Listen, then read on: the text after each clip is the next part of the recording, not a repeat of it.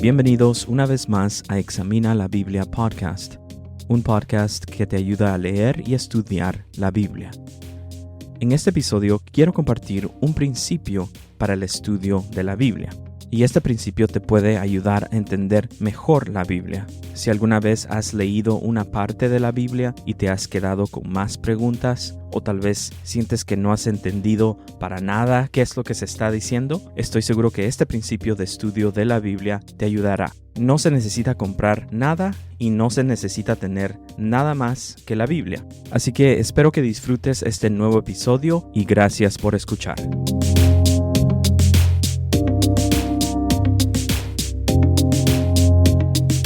Pensando en este principio de estudio de la Biblia, realicé que casi no escucho a líderes de la iglesia mencionarlo, o por lo menos no de una manera que yo me pueda recordar. Tengo la convicción de que este principio que voy a compartir es un fundamento de cualquier otro recurso, guía o herramienta para el estudio de la Biblia. Quiero introducir este principio y tratar de hacerlo de una manera que sea fácil de entender y no usar lenguaje técnico. Entonces, ¿cuál es este principio? Es el principio que dice que la Biblia interpreta la Biblia. Así es, la Biblia interpreta la Biblia. O sea, que la Biblia misma nos ayuda a entender la Biblia. Esto es porque no se puede solo aislar una parte de la Biblia y tratar de entenderla fuera de su contexto inmediato o fuera del contexto de la Biblia entera.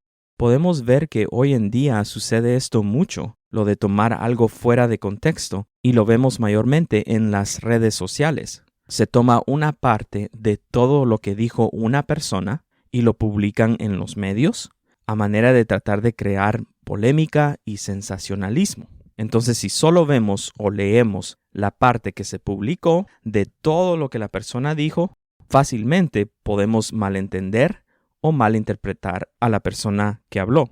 De la misma manera, es fácil malentender la Biblia cuando solo consideramos una parte y así aislamos esa parte del resto de toda la Biblia. ¿Qué quiero decir con todo esto? Examinemos un ejemplo. Voy a dar un ejemplo fácil, espero que sea fácil. Supongamos que solo leemos los primeros 5 libros de la Biblia, lo que se conoce como el Pentateuco.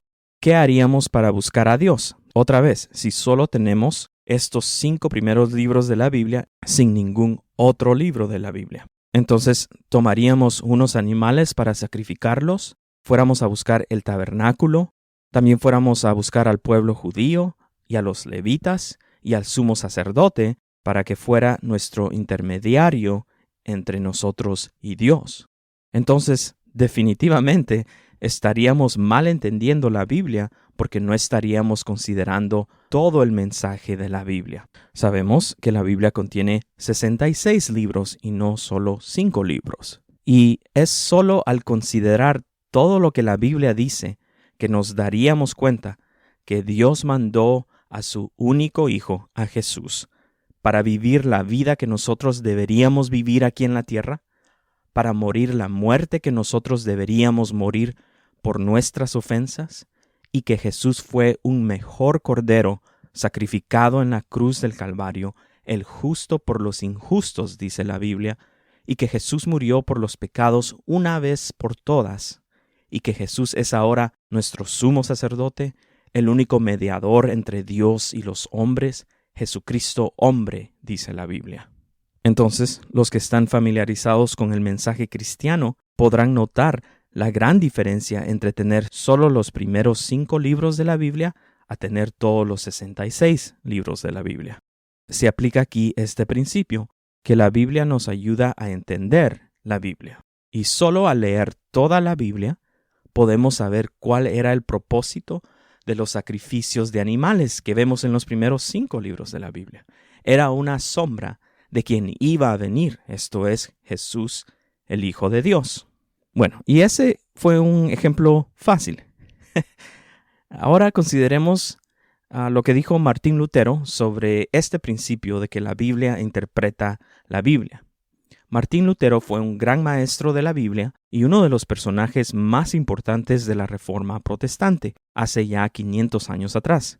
Y él dijo que los pasajes oscuros en la Biblia tienen que ser entendidos por los pasajes claros en la Biblia. Este es otro aspecto importante de este principio de estudio de la Biblia porque nos muestra que aún las partes difíciles de la Biblia las podemos entender mejor cuando usamos pasajes claros en la Biblia. Miremos otro ejemplo. Esta vez ya no es un ejemplo tan fácil, pero vamos a aplicar el mismo principio. Este ejemplo está más involucrado, así que tardaré más en desarrollarlo. Y vamos a utilizar un versículo de la Biblia y está en el libro de Efesios capítulo 5 y versículo 18. Mi versión dice así: y no se embriaguen con vino, en lo cual hay disolución, sino sean llenos del Espíritu.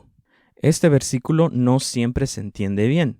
Por muchos años escuché lo que las personas creen que está diciendo este versículo, y no fue hasta después de estudiar y aplicar este principio de la Biblia que empecé a entender este versículo de una manera más comprensiva. Hay por lo menos dos maneras en las que se ha malentendido este versículo. Miremos lo que dice el texto otra vez. Dice: no se embriaguen con vino, en lo cual hay disolución, sino sean llenos del Espíritu. A primera vista, uno puede pensar que está diciendo: no se embriaguen con vino, más bien embriáguense del Espíritu. No sé si lo pueden notar. ¿Cuántos han escuchado esta manera de entender este versículo? Así era como yo lo había escuchado.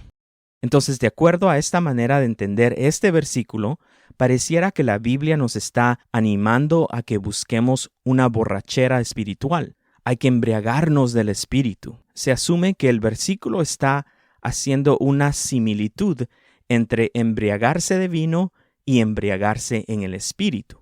Similitud es igual a parecido. Entonces, la embriaguez por medio del vino es similar o parecido a la embriaguez por medio del Espíritu. Otra vez, así es como tal vez a primera vista esto es lo que se puede pensar que está diciendo el texto. Pero apliquemos el principio de que la Biblia interpreta la Biblia y empecemos a examinar el contexto inmediato del versículo. Empezando en el capítulo 4, el autor de Efesios, que fue el apóstol Pablo, empieza a dar instrucciones de la vida cristiana, o sea, cómo debe vivir un cristiano. Y los versículos antes del versículo 18 son claves para entender lo que se dice en el versículo 18. Dice así entonces, Efesios capítulo 5, versículo 8, porque antes ustedes eran tinieblas, pero ahora son luz en el Señor. Anden como hijos de luz. Versículo 14. Por esta razón dice: despierta tú que duermes, y levántate de entre los muertos, y te alumbrará Cristo. Por tanto, tengan cuidado cómo andan, no como insensatos, sino como sabios, aprovechando bien el tiempo, porque los días son malos. Así pues, no sean necios, sino entiendan cuál es la voluntad del Señor. Entonces, como pueden notar, lo que estamos viendo antes de llegar a este versículo 18 es una serie de contrastes. O sea, que algo es contrario a esto otro. Vemos entonces en los versículos que acabo de leer un contraste entre tinieblas y luz, entre dormir y despertar, entre insensatos y sabios, entre necios y entendidos. Podemos notar acá que el contraste se hace de un negativo a un positivo. Y si seguimos la lógica de los contrastes que está haciendo el apóstol Pablo, nos daremos cuenta que también está haciendo un contraste en el versículo 18. Entonces, este versículo 18 se tiene que leer: no se embriaguen con vino, sino al contrario, sean llenos del Espíritu. ¿Sí notaron la diferencia? No es una similitud, no es algo similar, sino que es un contraste, algo contrario. Otra vez, se leería: no se embriaguen con vino, sino al contrario, sean llenos del Espíritu. Podemos ver que el contexto nos informa de cómo entender ese versículo. Ahora, para seguir con el significado de este versículo, tenemos que ahora preguntarnos qué es estar borracho, porque ahí dice: no os embriaguéis con vino. Y si alguien se embriaga, es porque alguien está borracho, ¿verdad? Y pues yo me imagino, un borracho no camina bien, ¿verdad? No actúa bien, no habla bien. Busqué la definición de la palabra ebrio, y alguien que está ebrio es alguien que tiene alteradas temporalmente las capacidades físicas y mentales por un consumo excesivo de alcohol. También es alguien que está alterado o dominado por alguna pasión o sentimiento. Creo que vivimos en una cultura, en un contexto cultural en donde sí podemos entender claramente qué es un borracho, ¿verdad?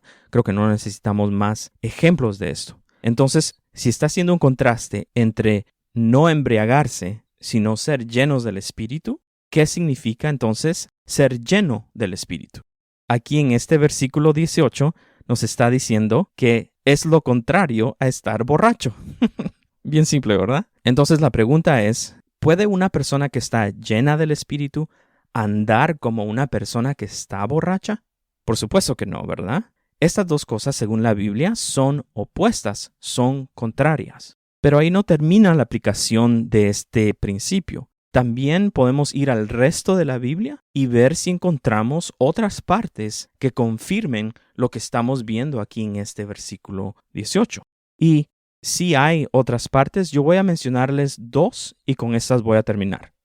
La primera la vemos en 1 Corintios capítulo 15 y versículo 34. La primera parte de ese versículo dice, sean sobrios como conviene y dejen de pecar.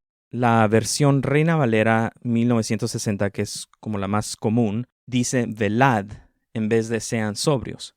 Entonces tal vez no hayas notado antes que aquí en este versículo se nos está diciendo sean sobrios. Y lo importante notar es de que la palabra que se traduce como velad, o sea, sean sobrios en la versión que yo estoy usando, es la única mención de esta palabra en el Nuevo Testamento. Y el significado de esa palabra es precisamente el ser sobrio. Lo que pasa es que en esa traducción de la Reina Valera 1960 se tradujo esa palabra griega como velad, de velar. Pero otra vez, la palabra original quiere decir el estar sobrio y tiene un sentido figurativo de levantarse de un estupor.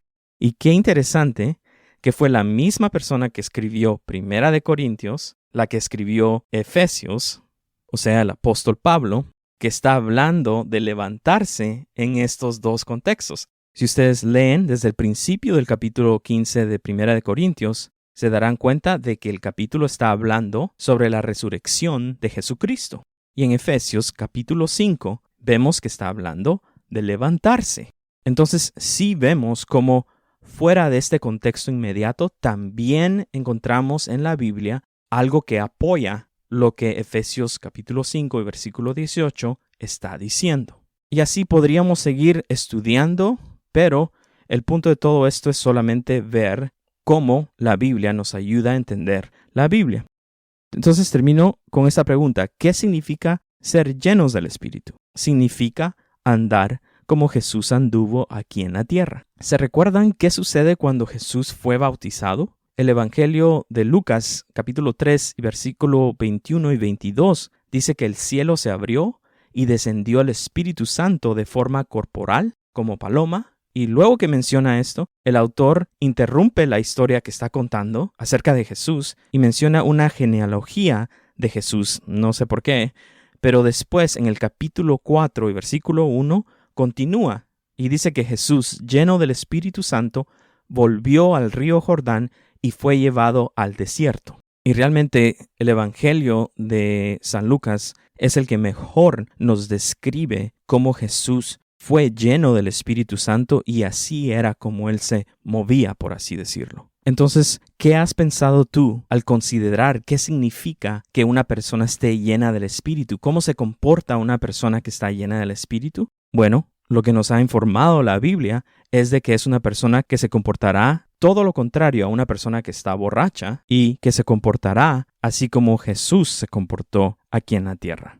Espero que puedas usar esta herramienta, este principio que la Biblia interpreta la Biblia y que, como Martín Lutero dijo, que las partes difíciles de la Biblia tienen que ser entendidas por las partes fáciles en la Biblia.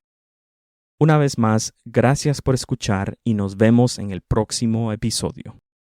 Al menos que se especifique la traducción de la Biblia, escrituras tomadas de la Nueva Biblia de las Américas, copyright 2005 por The Lockman Foundation, usadas con permiso, todos los derechos reservados.